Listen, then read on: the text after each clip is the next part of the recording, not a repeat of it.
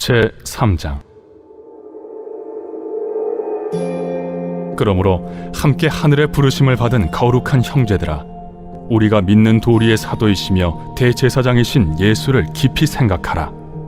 그는 자기를 세우신 이에게 신실하시기를 모세가 하나님의 온 집에서 한 것과 같이 하셨으니, 그는 모세보다 더욱 영광을 받을 만한 것이 마치 집 지은 자가 그 집보다 더욱 존귀함 같으니라. 집마다 지은 이가 있으니 만물을 지으신 이는 하나님이시라. 또한 모세는 장래에 말할 것을 증언하기 위하여 하나님의 온 집에서 종으로서 신실하였고, 그리스도는 하나님의 집을 맡은 아들로서 그와 같이 하셨으니, 우리가 소망의 확신과 자랑을 끝까지 굳게 잡고 있으면 우리는 그의 집이라. 그러므로 성령이 이르신 바와 같이 오늘 너희가 그의 음성을 듣거든 광야에서 시험하던 날에 거역하던 것 같이 너희 마음을 완고하게 하지 말라. 거기서 너희 열조가 나를 시험하여 증험하고 40년 동안 나의 행사를 보았느니라.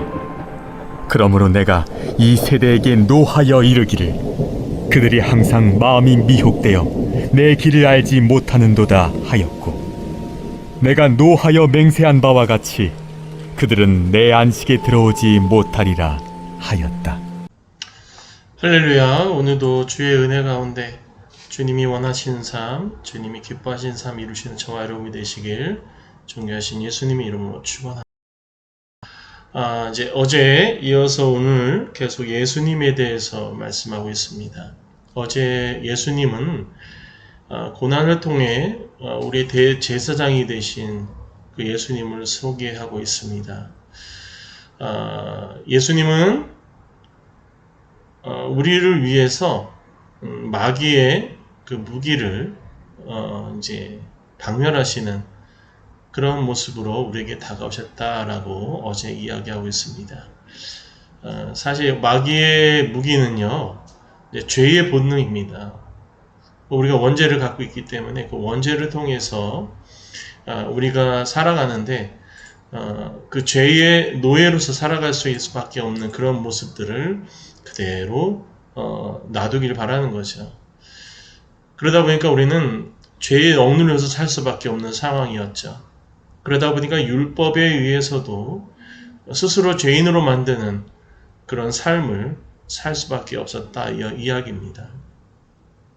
그리고 그 죄로 인해서 죽을 수밖에 없는 죽음의 공포, 그런 모든 것들이 결국 죄로 인해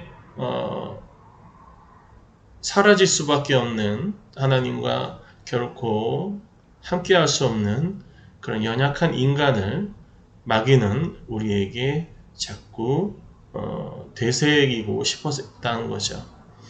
그것을 예수님께서 오심을 통해서 예수님이 우리를 위해 고난당하시고 게다가 또 우리를 위해 희생하심을 통해서 그 죽을 수밖에 없는, 그러니까 이 죽음이라는 것은 그냥 육체적으로 죽는 이야기가 아닙니다.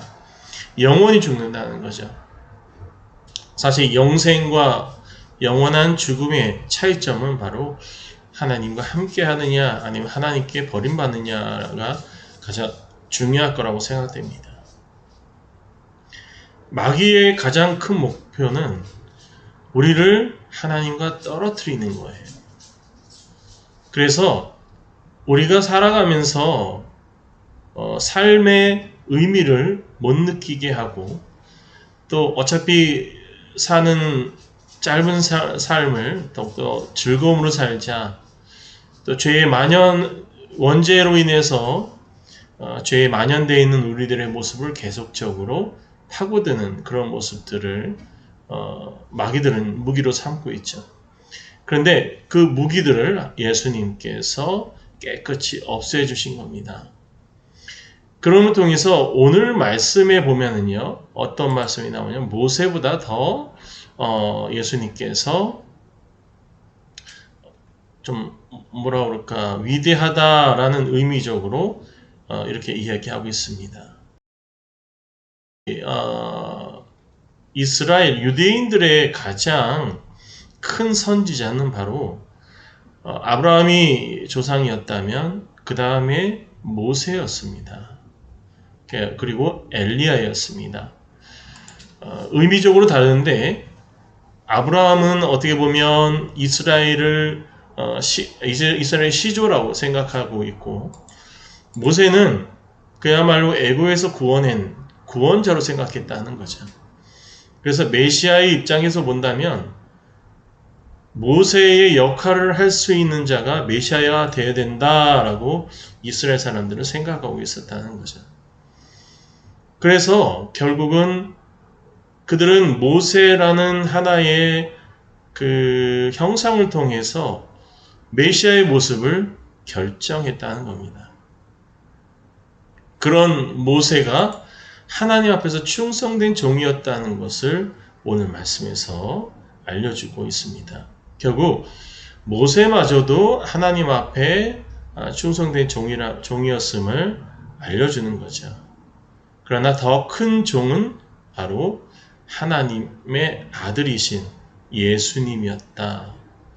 결국 모세는 이스라엘 민족을 구원하려고 하는 하나의 지도자였다면, 예수님은 유대인들을 떠나 이스라엘을 떠나 세계 모든 사람들을 구원시키는 그런 하나님의 그 뜻을 온전히 순종하신 분이었다라는 것을 이야기하는 거죠.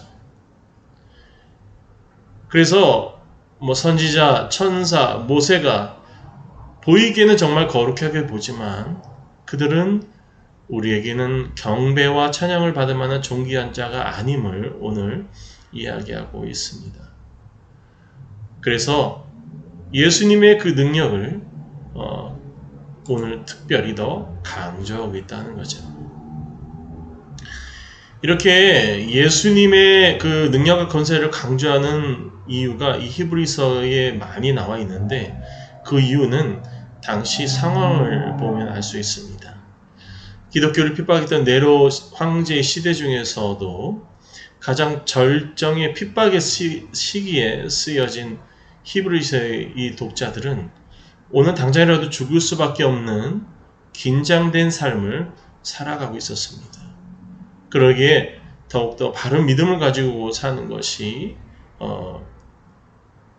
이 히브리서 저자는 생각하고 있었다는 거죠. 그래서 히브리서는 예수님이 아닌 다른 것을 숭배하는 신앙을 버리라라고 얘기하시면서 무엇보다도 선지자보다 뛰어나시며 그리고 천사보다 뛰어나신 예수님, 게다가 그들이 그토록 숭상하는 모세마저도 예수님보다 못하다라는 것을 오늘 이야기하면서 절대적으로 인간을 의지하지 말라는 것을 오늘 이야기하고 있습니다. 히브리서를 우리가 보면서 조금 역사적인 배경도 좀 필요할 것 같아서 오늘 이 말씀은 여기서 접고 히브리서가 왜 쓰여져야 되는지에 대한 역사적인 것을 오늘 뒤에 동영상으로 놓겠습니다. 함께 기도하겠습니다. 사랑과 은혜가 충만하신 하나님, 역사를 주관하시고 세상을 창조하신 우리 예수님의 그 모습을 오늘 저희들 다시 한번 바라보았습니다. 무엇보다도 마귀 사탄의 계략에 가장 강하게 막을 수 있는 분은 오직 예수님밖에 없었기에 하나님께서 그 예수님을 이 세상에 보내신 줄 믿습니다. 예수님의 로 말미암아 죽음의 권세에서 풀려나오지 못한 우리들을 결국 생명으로 옮겨주신 그 은혜를 다시 한번 생각하게 하시고, 예수님, 하나님, 그리고 성령님만이 우리의 경배의 주체이심을, 찬양의 주체임을 우리 항상 기억하게 하여 주옵소서. 우리 주 예수 그리스도의 이름으로 기도합나이다. 아멘. 예수님을 따르는 것이 때로는 삶을 더 낫게 하기보단 더 어렵게 만든다고 여겨질 때가 있습니다. 하나님께서 우리를 그토록 사랑하시고 축복하길 원하신다면 우리의 삶은 쉽고 평탄하며 안전해야 하는 것은 아닐까요? 하지만 실제로 많은 그리스도인들의 삶이 그렇지만은 않습니다. 로마 교회는 예수님의 제자로서 겪게 되는 어려움에 대해 잘 알고 있었습니다. 서기 49년 클라우디우스 황제는 로마 유대인들이 예수님이 과연 유대인들의 메시아인지 아닌지에 관한 이유로 폭동을 일으키고 있다고 믿었습니다. 몇몇 유대인들은 오순절 예루살렘에 있었던 제자들의 성령 충만 소식을 듣고 예수님을 메시아라 확신했지만 그들이 복음을 로마로 가져와 전했을 땐 모든 사람이 예수님이 메시아라는 사실에 동의하지는 않았습니다. 이로 인해 유대인 공동체 사이에서는 격렬한 내분이 일어났습니다. 클라우디우스는 도시의 질서를 회복하기 위해 예수님을 따르는지의 여부와 상관없이 모든 유대인들을 로마로부터 추방시켰습니다. 그들은 추방과 더불어 공개적인 수치심, 투옥, 재산을 약탈당하는 경험을 하게 되었습니다. 추방된 그리스도인들은 하늘의 기업이 이 땅의 그 어떤 소유보다 낫고 영원하다는 것을 확신하며 기쁨으로 이 불의를 견뎠습니다. 그들은 그들의 고난이 부당한 비난과 학대, 수치를 감당해야 하셨던 예수님의 발자취를 따르는 것이라 믿었습니다. 서기 54년 클라우디우스가 사망한 후 네로가 로마의 차기 황제가 되었습니다. 네로는 더 이상 유대인 추방 칙령을 시행하지 않았고 그 결과 그리스도인이건 아니건 많은 유대인들이 로마로 다시 돌아왔습니다. 하지만 그들의 고난이 이것으로 끝나지는 않았습니다. 서기 64년 큰 화재로 인해 로마의 많은 부분들이 파괴되었습니다. 네로 황제는 자신이 그 화재를 일으켰다는 소문이 돌자 가장 힘없는 소수 집단이었던 그리스도인들에게 그 비난을 돌렸습니다. 그는 일부 그리스도인들을 체포하도록 명하고 본보기로 그들을 경기장으로 보내 개에게 찢기거나 십자가에 못 박히거나 산채로 불태워 그의 정원에 야간 램프로 사용하기도 했습니다. 물론 모든 그리스도인들이 다 이러한 극심한 고난을 겪은 것은 아니지만 그리스도인으로서 로마에 살기에는 그리 좋은 시기는 아니었습니다. 많은 사람들이 이러한 불확실한 시기를 견뎌냈지만 어떤 이들은 어려움과 혼란을 겪기도 했습니다. 네로의 희생양이 된 유대인 그리스도인들은 너무 힘든 나머지 예수님을 부인하고 다시 율법으로 돌아가 선조들의 믿음대로 살아가는 것이 낫겠다는 유혹이 들기도 했습니다.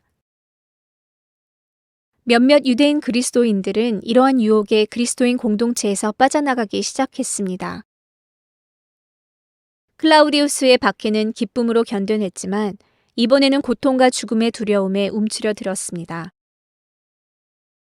그들은 하나님의 말씀의 근본과 예수님을 따르는 데 있어 따라오는 고난에 대해 잊어버렸습니다. 그들은 그들이 정말로 하나님을 저버리는 것은 아니라고 합리화했습니다. 예수님이 오시기 전 구약의 레위 제사장을 통한 제사와 희생 제물이 그들로 하여금 하나님 앞에 나아갈 수 있게 했다면 그저 그들이 그 옛 방식으로 되돌아가는 것이라고 여겼습니다. 유대인 그리스도인들에게 보내는 격려의 설교가 담긴 이 편지는 그들이 예수님과 그들의 신앙을 굳게 붙잡을 것을 당부했습니다. 작자가 알려져 있지 않은 이 히브리서 저자는 헬라어를 구사하는 고등 교육을 받은 인물로 수사하게 능하고 구약에 대한 깊은 이해를 가진 유대인이었습니다. 그는 이 가정교회들에 대한 남다른 애정이 있었고 성령님께서 이들을 어려운 시기를 잘 견딜 수 있도록 도우실 것을 믿었습니다. 그러나 그는 오직 예수님의 희생만이 우리의 죄를 속죄해 주실 수 있으며 그 외에 다른 방법은 결국 정죄만을 가져올 것이란 사실을 엄하게 경고했습니다. 그는 예수님께서 그 어떤 옛 언약보다 더 뛰어나시며 모든 인류가 하나님 앞에 나아갈 수 있는 방식을 온전히 단번에 바꾸셨다는 것을 설명했습니다.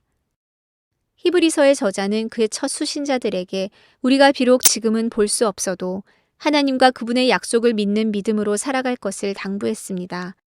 그는 믿음이 그들로 하여금 하나님으로부터 물러서기보다는 하나님 앞으로 더 가까이 나아가는 데 도움이 될 것이라 말했습니다.